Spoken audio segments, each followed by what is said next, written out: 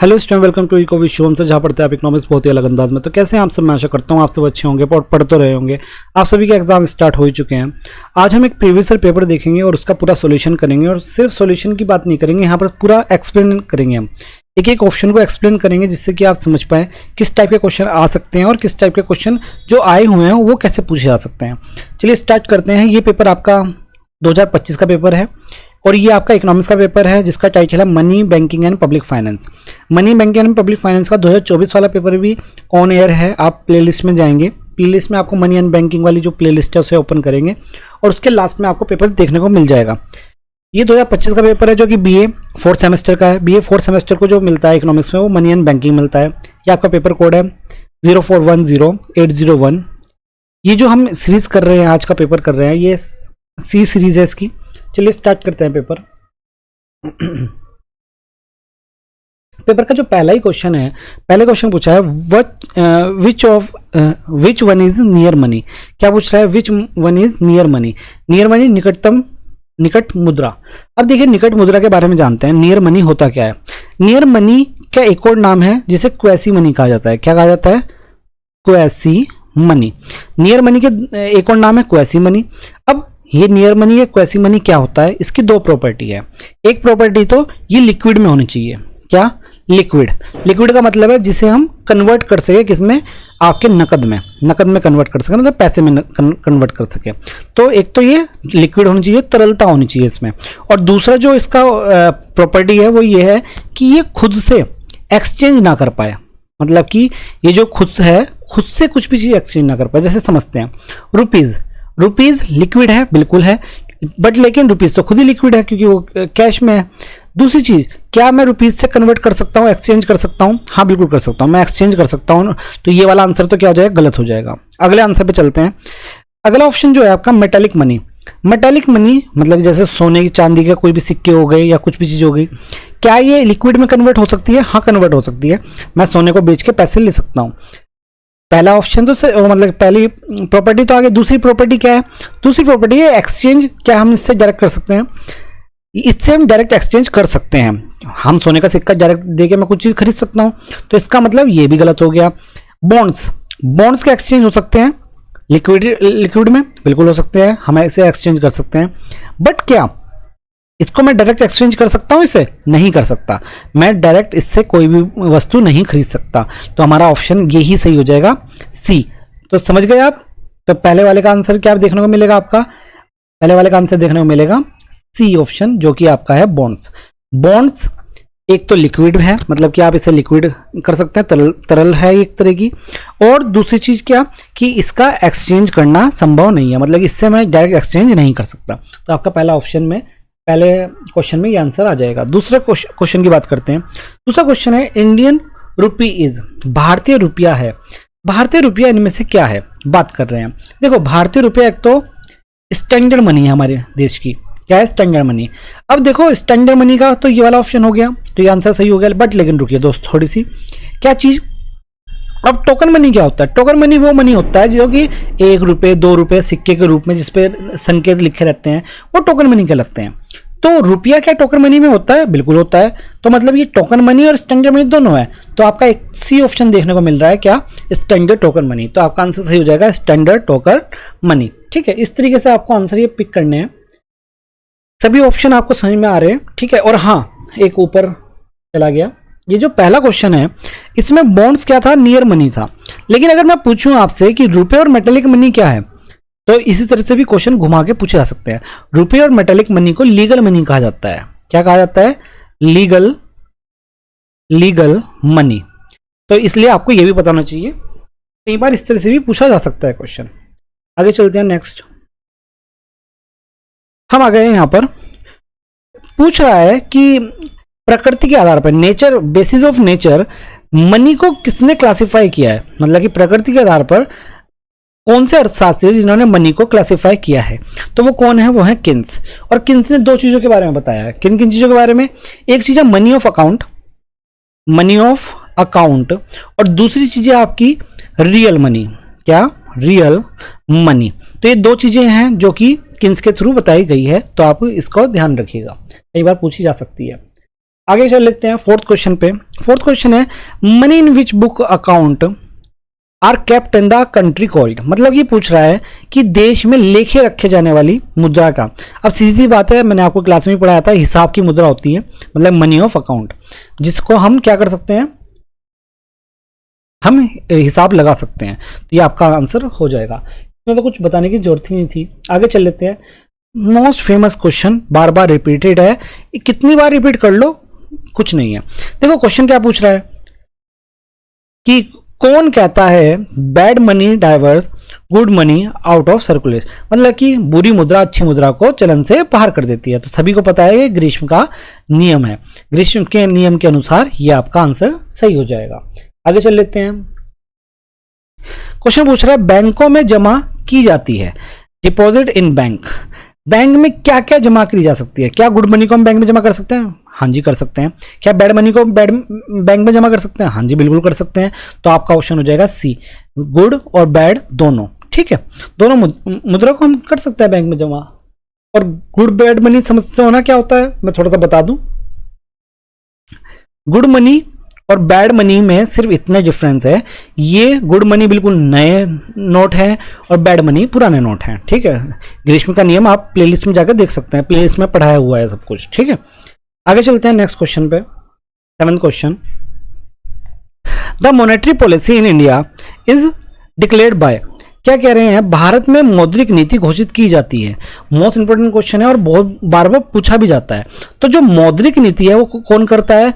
वो आपका आरबीआई करता है। कौन करता है? आरबीआई।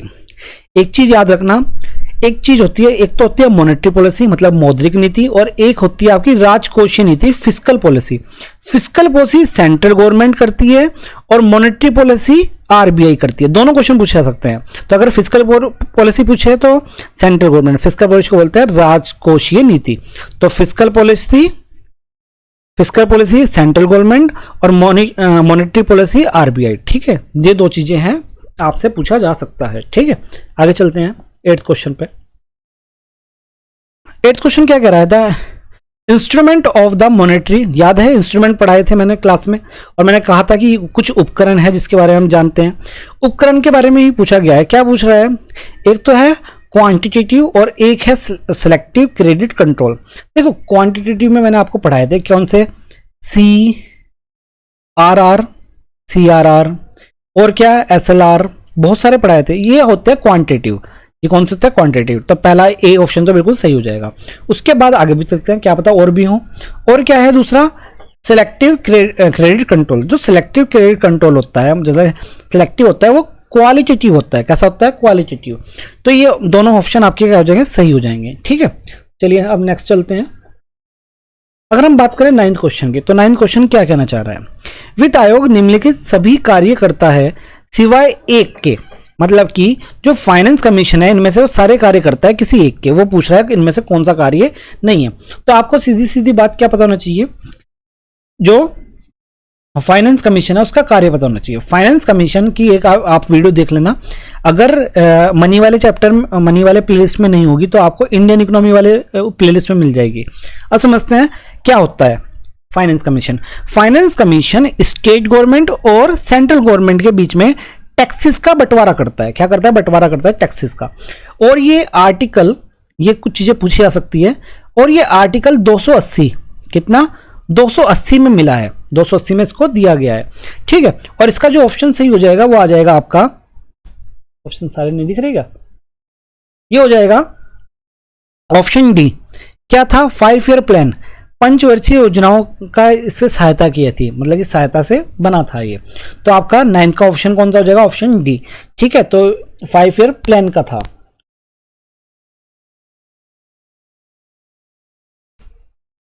नेक्स्ट क्वेश्चन पे चलिए। नॉन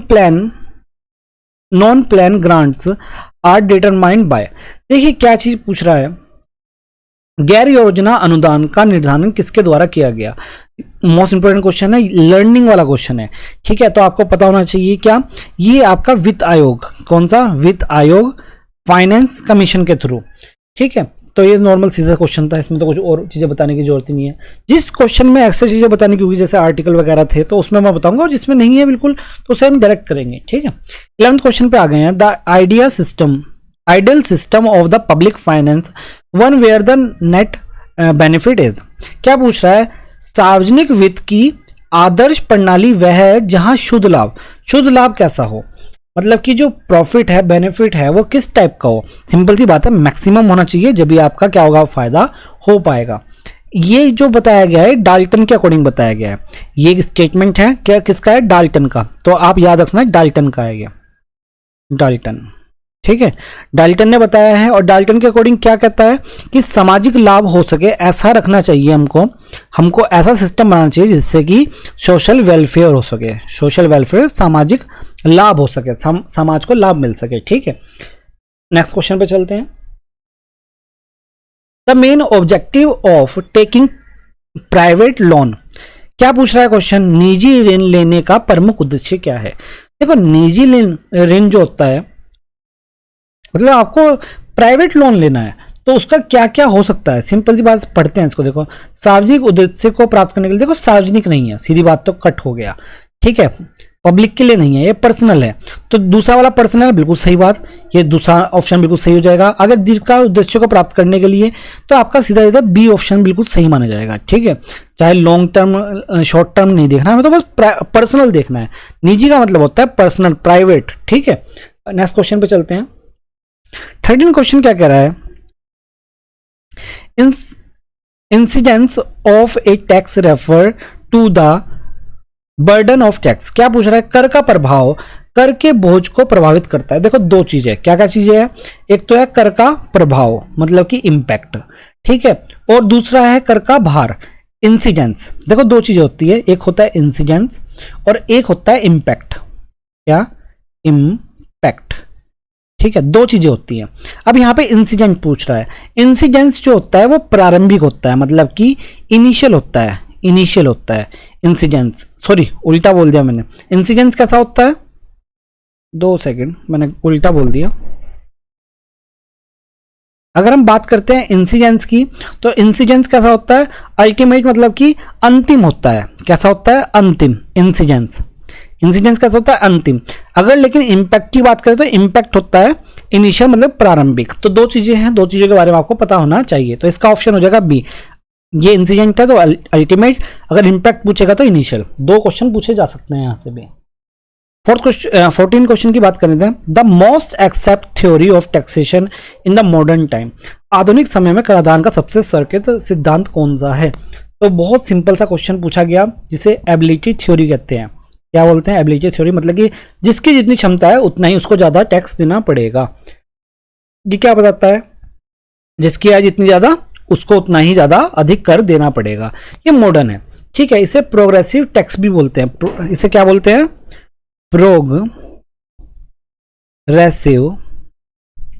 प्रोग्रेसिव टैक्स, ठीक है।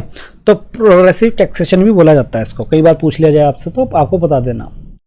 15 क्वेश्चन की बात करें तो Keynes has suggested compensatory fiscal policy in counter. क्या पूछ रहा है? किन्स के प्रतिकार हेतु प्रतिपूरक राजकोषीय नीति का सुझाव दिया है। तो उन्होंने किस चीज में दिया है? उन्होंने दिया गया है आपका रिसेशन में, मतलब कि मंदी में। मंदी में ये बताया गया है। और मंदी में क्या है कि मांग बढ़ने के लिए खर्चा बढ़ाना चाहिए। उनका कहना यह है कि अगर आपको मांग बढ़ानी है, क्या बढ़ानी है? मांग बढ़ाने के लिए आपको खर्चा बढ़ाना पड़ेगा। क्या करना पड़ेगा? खर्चा बढ़ाना पड़ेगा। और अगर आप खर्चा बढ़ा देंगे तो आपकी मांग भी खुद ब खुद बढ़ जाएगी, ठीक है। तो ये आपका था सिंपल सा। नेक्स्ट क्वेश्चन पे जाते हैं। देखो, फाइनेंस कमीशन से बहुत सारे क्वेश्चन पूछे जाएंगे। तो एक बार फाइनेंस कमीशन जरूर प्लेलिस्ट में से उसकी वीडियो देख लेना, इंडियन इकोनॉमी वाली प्लेलिस्ट में पड़ी होगी, ठीक है।